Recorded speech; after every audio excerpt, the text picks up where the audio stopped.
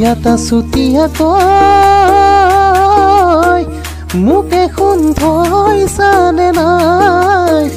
মৰমৰ বাণীৰে চেনেহৰ দীঘেৰে বিহুৱান বৈছানে নাই নাহৰ ফুৰিয়ানে বসন্তৰ পৰশ পাই বৰদৈ চিতা হয় বিহু নাচিবলৈ বাউলী হৈছা